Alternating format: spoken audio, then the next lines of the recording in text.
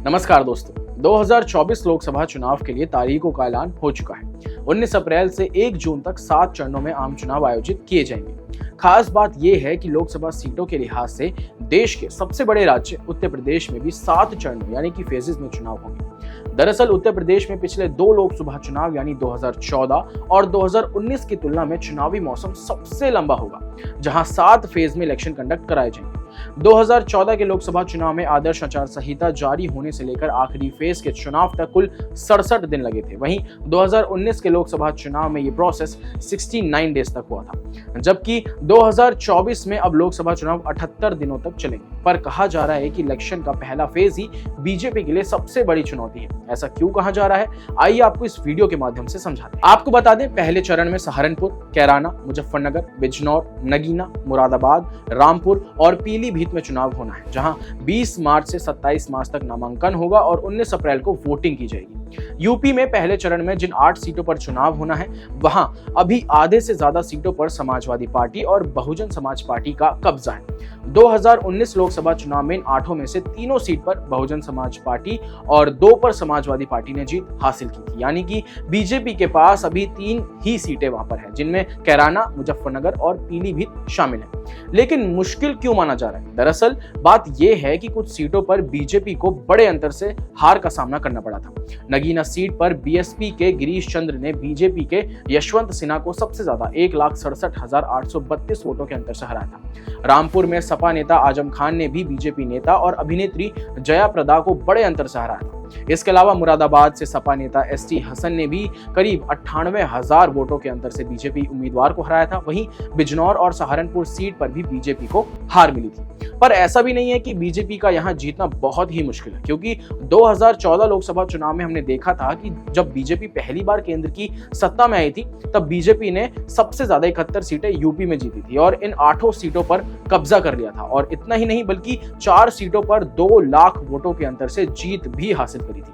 लेकिन अगले 2019 के लोकसभा चुनाव में सभी सीटों पर बीजेपी का जनाधार कम हो गया था। पर इस बार भी बीजेपी के लिए 2014 जैसा समीकरण माना जा रहा है। आपको बता दें, बीजेपी के इस बार के चुनाव में स्थिति मजबूत होने का सबसे बड़ा कारण वैक्यूम विपक्ष है, जिसे क्लिक इंडिया के सीईओ समीर कुमार एक बहुत गंभीर स्थिति बताते हैं, जिसे न केवल भारत के लोकतंत्र पर सवाल उठता है, बल्कि ये भी दर्शाता है कि भारत में विपक्ष के नाम पर स्थिति कितनी खराब है।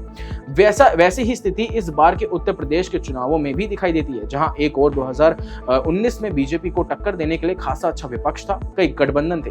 पर इस बार के चुनाव में विपक्ष एकदम खाली है और इस खाली विपक्ष को ही वैक्यूम विपक्ष कहा जाता है। इस बार यूपी में चाहे पीडीए फॉर्मूला हो, आधी आबादी महिलाओं को समेटना हो, गारंटियों से युवाओं को आकर्षित करना हो, या फिर यूपी में राम मंदिर हो, या एक एक करके सभी बड़े विपक्षी दलों का एनडीए के साथ गठबंधन करना हो, इन सभी मायनों से इस बार बीजेपी की यूपी में काफी मजबूत स्थिति मानी जा रही है और विपक्ष के नाम पर सिर्फ वैक्यूम है, यानी कि खालीपन।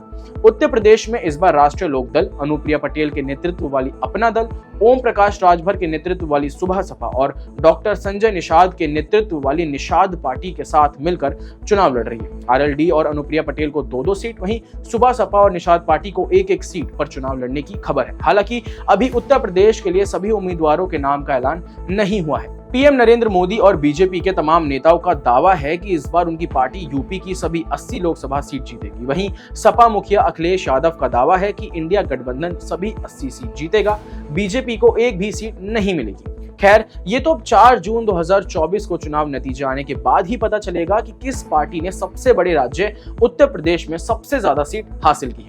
आपको बता दें, पहले चरण के बाद दूसरे चरण में अमरोहा, मेरठ, बागपत, गाजियाबाद, गौतम बुद्ध नगर, बुलंदशहर, अलीगढ़ और मथुरा में चुनाव होना है। तीसरे चरण में संभल, हाथरस, आगरा, फतेहपुर खीरी, फिरोजाबाद, मैनपुरी, एटा, बदायूं, आंवला और बरेली में चुनाव होंगे। चौथे चरण में शाहजहांपुर, खीरी, दौरहरा, सीतापुर, हरदोई, मिश्रिख, उन्नाव, फर्रुखाबाद, इटावा, कन्नौज, कानपुर, अकबरपुर और बहराइच सीट पर चुनाव होना है। 5वें चरण में मोहनलालगंज, लखनऊ, रायबरेली, अमेठी, जालौन, झांसी, हमीरपुर, बांदा, फतेहपुर, कौशाम्बी, बाराबंकी, फैजाबाद, कैसरगंज और गोंडा में चुनाव होंगे। छठे चरण में सुल्तानपुर, प्रतापगढ़, फूलपुर, इलाहाबाद, अंबेडकर नगर, श्रावस्ती, डुमरियागंज, बस्ती, संत कबीर नगर, लालगंज, आजमगढ़, जौनपुर, मछली शहर और भदोही में चुनाव होंगे। 7वें चरण का चुनाव महाराजगंज, गोरखपुर, कुशीनगर, देवरिया, बांसगांव, घोसी, सलेमपुर, बलिया, गाजीपुर, चंदौली,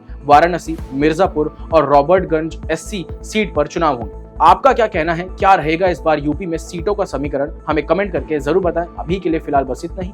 मुझे दीजिए इजाजत। देखते रहिए क्लिक इंडिया। नमस्कार।